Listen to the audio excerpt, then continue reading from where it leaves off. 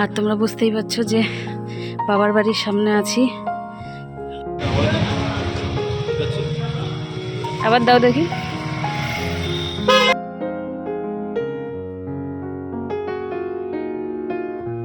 রাধে রাধে বন্ধুরা, সবাই কিরকম আছো? আশা করছি খুব ভালো আছো। তোমাদেরকে সাথে নিয়ে আরও একটি ব্লগ শুরু করে দিলাম। আর হচ্ছে এই আমার ব্রেকফাস্ট। কি বলবো, আর মাঝে মাঝে একটুখানি হেলদি খাবার চেষ্টা করি, তবে মাঝে মাঝে কিন্তু সেটাকে গুলিয়েও ফেলি। ওই ব্যালেন্স করে চলার চেষ্টা করছি আর কি। হ্যাঁ, তো শুধু যে খারাপটাই খেয়ে যাব, ভালোটা খাবো না, সেটা করছি না আপাতত আর কি। গুড আফটারনুন এভরিওয়ান, সবাই কীরকম আছো? আশা করছি খুব ভালো আছো, সুস্থ আছো। এদিকে আমরাও ভালোই আছি। ঘড়িতে বাজছে এখন দুপুর 1টা। আর ফ্রেশ হয়ে গেছে অনেকক্ষণ আগে, ব্রেকফাস্ট হয়ে গেছে আমারও, ওর বাবারও। আর হচ্ছে আজকে তো দোকান বন্ধ, তোমাদের বলেইছিলাম। তো ওর বাবা একটুখানি গাড়ির কাজে বেরোলো। আর এদিকে এনে দিয়ে গেছে চিকেন। হ্যাঁ, তো চিকেন রান্না করব। ওইদিকে মা কি মানে বাবা কি এনেছে আমি জানি না। তো ওই দিকের কাটাকুটিগুলো করে একবারে আমি মাংসের কাটাকুটিগুলো ওই ঘর থেকে করে নিয়ে আসবো। নিয়ে এসে তারপরে মাংসের মধ্যে হাত দিব। আমি তার আগে মাংসতে হাত দেবো না। এদিকে রান্নাঘরটা ছোট্ট মতো রান্নাঘরটা একটুখানি পরিষ্কার করে নিলাম। সকালে ডিম সেদ্ধ ওইসব হয়েছিল। তো বিছানাটাও আমি তুলে নিয়েছি। হ্যাঁ, কারণ মাংসতে হাত দিলে আমি আর কিছুতেই হাত দেবো না। আর এই যে গায়ের চাদর, নাইটি, এগুলো কিন্তু আমি ধুয়ে দেবো। মানে রান্না করে যে স্নান করব তখন আমি এগুলো কিন্তু ধুয়ে দেবো। আর বিছানাটা ঝেড়েছি, কিন্তু কম্বলটা ভাঁজ করা হয়নি। এই যে কম্বলটা ভাঁজ করে নেব, নিয়ে ওইদিকে মাংসের মধ্যে হাত দিব। আর হচ্ছে কথা যেটা, আজকে তো স্কুলে যাওয়ার কথা ছিল, তো আজকে যাওয়া হলো না। কারণ আগামীকাল আমাদের এমনিতেও যেতে হবে, অমনিতেও যেতে হবে। কারণ ওর ভর্তিটাও করাতে হবে, প্লাস কালকে আছে প্রি বোর্ডসের রেজাল্ট। তো সেটাকে আনতে যেতেই হবে। তো সেই জন্য আজকে আর যাওয়া হলো না। ওর বাবার গাড়ি সার্ভিসিংয়ের জন্য বেরিয়ে গেল। আস্তে আস্তে মনে হয় 4টা-5টা বেজেই যাবে। তো তার মধ্যে আমাকে রান্নাবান্না করে নিতে লাগবে। তো চলো এখন আর কথা বলি না, গিয়ে চিকেনটার ব্যবস্থা করি আর তোমাদের সাথে শেয়ার করি। তোমরা সারাদিন সাথে থাকো, আজকের ব্লগটা দেখতে থাকো। মায়ের কাছে জিজ্ঞাসা করলাম যে বাবা কি এনেছে আজকে। তো মা বলল যে ইলিশ মাছ এনেছে। তো এখানে আমি লাউ কেটে নিলাম, ইলিশ মাছের মাথা দিয়ে আজকে হবে লাউ ঘন্ট। আর এদিকে পেঁয়াজ আর আলু কেটে নিয়েছি, যেটা হচ্ছে গিয়ে চিকেনের জন্যে। তোমাদের তো বললামই ওর বাবা চিকেন এনেছে। আর এখানে রসুনও কিছু ছুলে নিয়েছি। আর পেঁয়াজগুলো না এখন এতটা মানে ঝাঁজ, নতুন পেঁয়াজ আর কি। তো বেশ কিছুক্ষণ জলে ভিজিয়ে না রাখলে না ঝাঁজে আমি কাটতেই পারি না। সকালে ওই ব্রেকফাস্ট করার পর মা বলছে যে একটুখানি ভাত খেয়ে নাও। তারপরে আবার ইলিশ মাছ ভাজা, বুঝতেই পারছো। আর এদিকে দেখো মেয়ে ইন্ডাকশানে না ম্যাগি করেছে, সকালের খাবারে ও ম্যাগি খাবে। তারপরে তো চিকেনটা খাবেই। তো সেই জন্যে ম্যাগি খেয়ে নিয়েছে। ভাত খেয়ে বাইরের সমস্ত কাজকর্ম সেরে তারপরে আমি কিন্তু মাংসটা ধুয়ে নিয়ে এসে, আর আজকে এক নতুন পদ্ধতি বলতে পারো, জানি না এখনও পর্যন্ত কীরকম হবে। তো যে কড়াইয়ের মধ্যেই না সব কিছু আমি মেখে নিয়েছিলাম আর কি। অনেকটা দেরি হয়ে গিয়েছিল, ওই দিকে করে আস্তে আস্তে এদিকে দেরি হয়ে গেছিলো। তো ওই জন্যে ফোড়ন টোড়ন যা সমস্ত দেওয়ার সব কিছু একবারে দিয়ে আমি কিন্তু বসিয়ে দিয়েছি।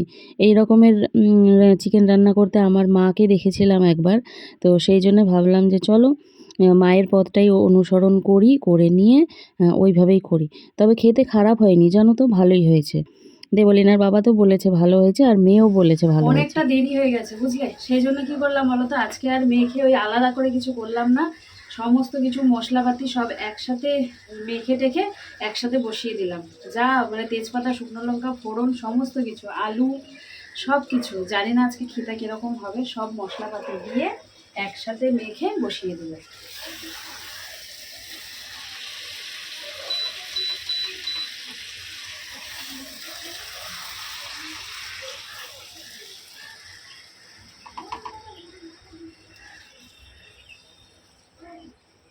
এখন একটু নাড়াচাড়া করতে অসুবিধা হচ্ছে, একটু কমে আসলে তখন নাড়াচাড়া করতে সুবিধা হবে।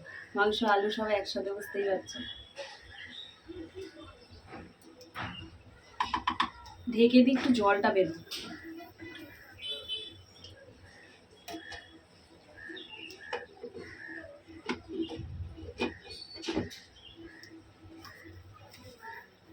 মাংসটা বসিয়ে দিয়ে অন্য সব কাজ তো আগেই সেরে নিয়েছিলাম।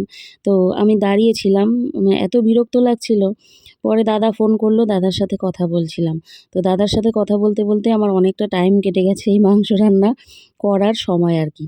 আর চিকেনটা দেখবে একটু বেশ ভালো করে না কষালে না ভালোই লাগে না। মানে একটা কেমন যেন মনে হয় যে কাঁচা, কাঁচা যদি গন্ধ-টন্ধ করে। বেশ ভালো করে কষিয়ে, কষিয়ে রান্না করলে দেখবে টেস্টটা কিন্তু বেশি হয়। অনেকেই দেখেছি আমি খুব তাড়াহুড়ো করে চিকেন রান্না করে, সেক্ষেত্রে না আমার ভালো লাগে না। মানে কি বলবো আর মনের একটা সন্তুষ্টি যে সেটা আসে না। তো সেই জন্যে না চিকেন রান্না করতে আমার একটুখানি টাইম লাগে। হ্যাঁ? তো ওই যে বারবার করে নাড়াচাড়া করছিলাম আর ঢেকে, ঢেকে সেদ্ধ তো করছিলামই। এটা কিন্তু বেশ আবার কতক্ষণ পর আমি ক্যামেরাটা অন করেছিলাম। মানে দাদার সাথে ফোনে কথা বলার পর তারপর ক্যামেরা অন করেছি। দেখো জল অনেকটাই শুকিয়ে এসেছে। এবার একটু ভালো করে কষাতে হবে আরকি। তো তোমরা সবাই জানো চিকেন রান্না করা, নতুন করে বলার কিছু নেই, তাই না বলো? তো যেটা আমি করেছি সেটাই তোমাদের সাথে শেয়ার করলাম। দেবলীনার বাবা বেশ কয়েকদিন থেকে জানো ওই ব্লগিংয়ের জন্যে ক্যামেরা দেখছে।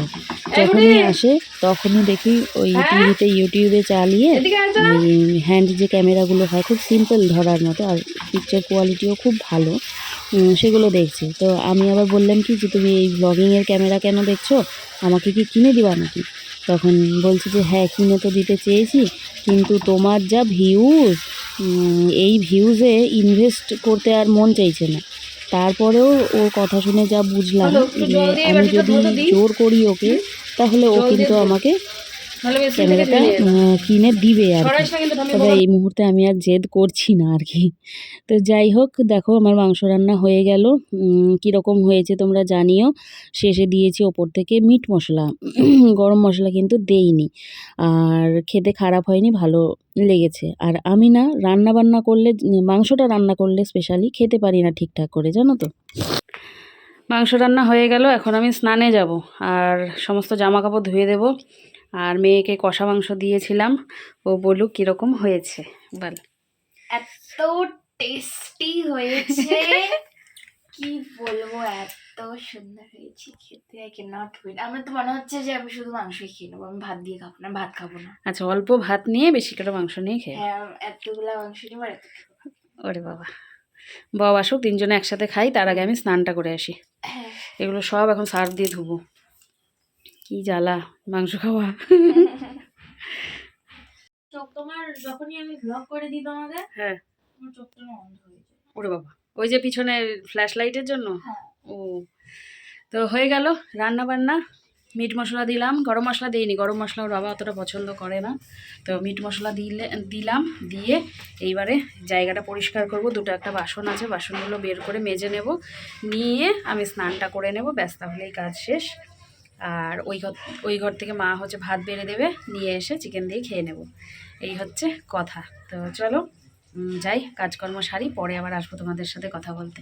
আর সবথেকে ইম্পর্টেন্ট যেটা, আমার রান্নার জায়গাটা তোমাদের কীরকম লেগেছে বলো। মনে হয় কি রান্নাবাটি এরকম লাগে আমার, ওই কোনায় দাঁড়িয়ে রান্না করতে, রান্নাবাটি খেলছি তাই মনে হয়। তো যাই হোক চলো, তার মধ্যে গাছ টাছ আছে দেখতে ভালো লাগে, আমার তো ভালো লাগে। আর আসছি পরে আবার কথা বলতে, আমি আগে কাজ সেরে নিই, মাথার উপর কাজ থাকলে না ভালো লাগে না। ওর বাবা ফোন করেছিল, বলছে রান্না হয়েছে, আমি বললাম হ্যাঁ হয়েছে। তো গাড়ি সার্ভিসিংয়ে গেছে, তোমাদের বললাম মনে হয় নাকি ভুলে গেছি, শোরুমে গেছে গাড়ি নিয়ে। তো চলে আসবে এখন, একসাথে খেয়ে নেব।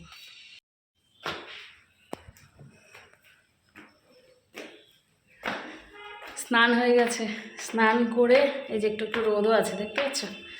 তো রোদ থাকলেই কি বাইরে আর দেয়া যাবে না, দুপুর গড়িয়ে গেছে। তো যে সমস্ত জামাকাপড়গুলো পরে রান্নাবান্না করেছিলাম সেগুলো সার্ফ দিয়ে ধুয়ে দিলাম, দিয়ে বালতি করে নিয়ে আসলাম। এই যে জানোই তোমরা, নতুন করে বলার কিছু নেই, যে শেডের নিচে মেলে দেব। বেশ ঠান্ডা লাগছে, সেই জন্য এই সোয়েটারটা পরলাম। আর যে কালো রঙের সোয়েটারটা পরি সেই সোয়েটারটাতে না গরম নেই, মানে একদম ঠান্ডা লাগে, ভীষণ পাতলা ওটা, মানে হালকা শীতে পড়ার মতো। তো চলো মেলে দিই, ওর বাবা এখনও আসেনি, আসলে তারপরে খাবো হচ্ছে ভাত। খিদে পাইনি, একবার তো খেয়েছি একটুখানি, তো সেই জন্য খিদেটা পাইনি। তো চলো জামা কাপড়গুলো মেলে দিই। হয়ে গেল মেলে দেয়া, এবারে বালতি নিয়ে চলে যাই।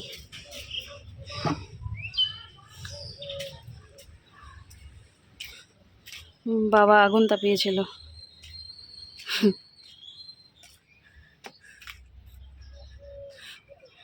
দেখো ফুলগুলো বেশ সুন্দর দেখাচ্ছে। এটা দেখো, দারুণ লাগছে। না যাই, নিচে যাই। খাবার খেতে খেতে অনেকটাই দেরি হয়ে গেছিলো আমাদের। তো এই যে মাংস, 2 টুকরো মাংস নিয়েছি, আর হচ্ছে তার সাথে মায়ের রান্নাঘর থেকে এনেছি এই যে লাউ ঘন্ট, এই দিয়েই কিন্তু খাবো। ওইদিকে ওর বাবাও বসেছে। খাওয়া দাওয়া করে উঠে রেস্ট নিলাম, একটুখানি শুয়েছিলাম জানো তো। এখন কটা বাজছে বলো তো? 7:30। তো আবারও তৈরি হয়ে নিলাম। ইচ্ছে করছিল না যেতে, মানে ভালো লাগছে না আর কি, মনে হচ্ছে একটু রেস্টই নিই। তবে একটু বেরোতে হবে আর কি, সেই জন্যে।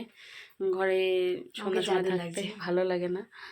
তো যাই হোক, চলো একটু বের হয়ে গিয়ে একটুখানি মল ঘুরে আসি। একটু কিছু কেনাকাটার আছে টুকিটাকি, তো সেগুলো একটুখানি কেনাকাটা করব, ওই জন্যে যাচ্ছি। আর লিপস্টিক কিছুই পরলাম না, ওই যে বললাম ভালো লাগছে না, কানটা তো ঢেকেই নেব। তো চলো, বাটিতে করে একটুখানি মাংস নিয়ে নিলাম, যেটা দেব ওই বাড়িতে।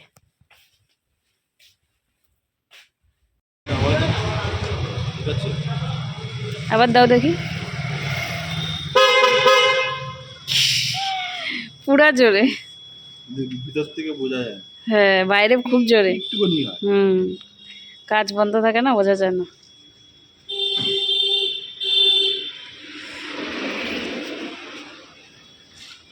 লাস্ট কবে গাড়িতে উঠছিলাম মনেই নেই।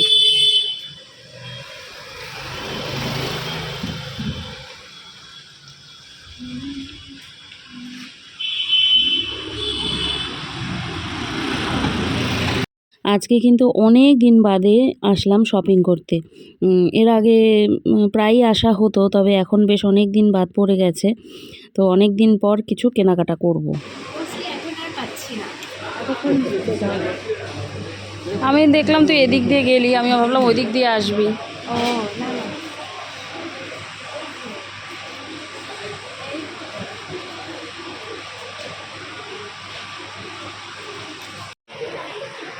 না, এগুলো তো ওয়াটার সোক করে না। আরে এটা আমার। ও এটা আছে, ওইটাই, হ্যাঁ সেম টু সেম আছে।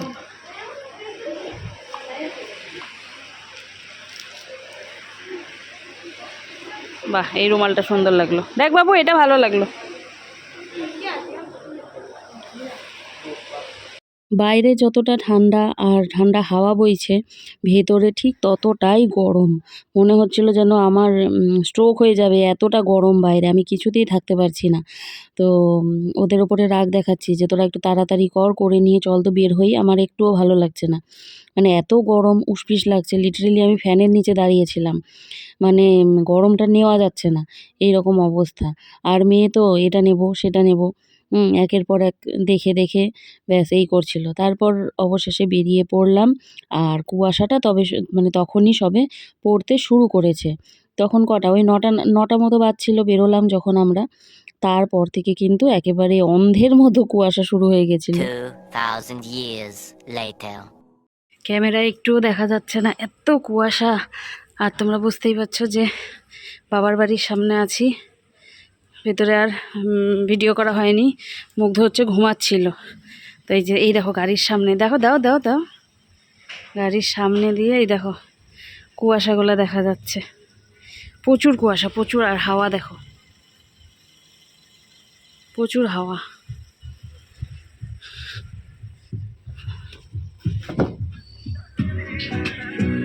ওই বাড়ি থেকে এসে আটা মাখিয়ে নিয়েছিলাম। তো তোমরা ভাবছো আটা মেখে কেন ভাত?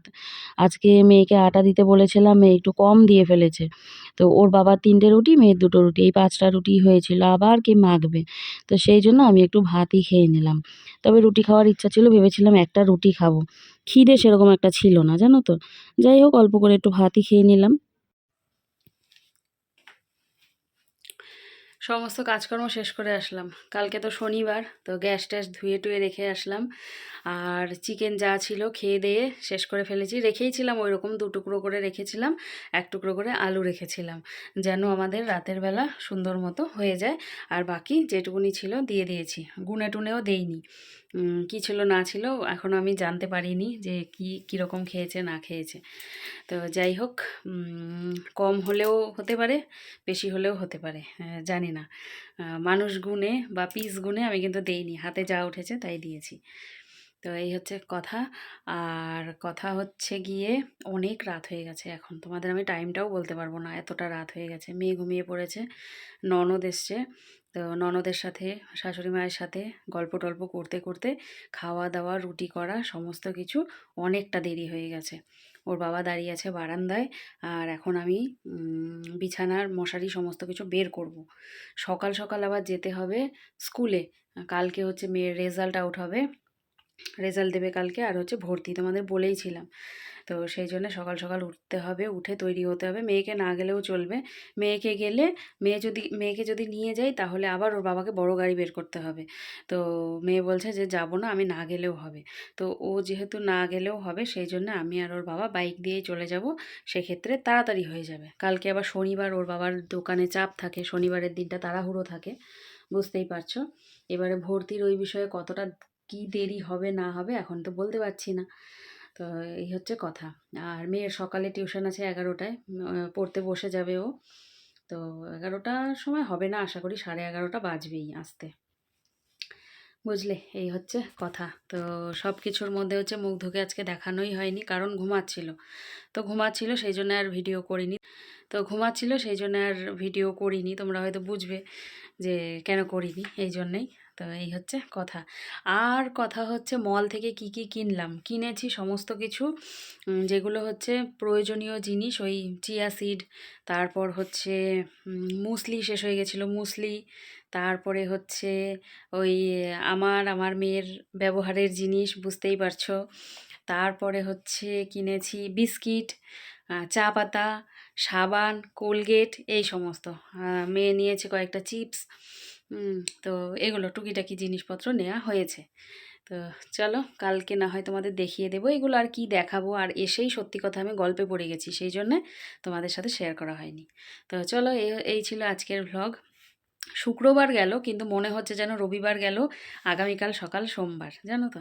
ওদের দোকান, মানে বরের দোকান বন্ধ থাকলেই আমার কেন জানি রবিবার রবিবার ফিল হয়, জানো তো। এটা আগা করেই। তো চলো আর কথা বলছি না, এখানেই শেষ করছি। সবাই খুব ভালো থেকো, সুস্থ থেকো। দেখা হচ্ছে আগামীকাল নতুন একটি ভ্লগের সাথে। আজকের জন্যে টাটা, গুড নাইট। সবাই খুব ভালো থেকো, সাবধানে থেকো। চলো টাটা।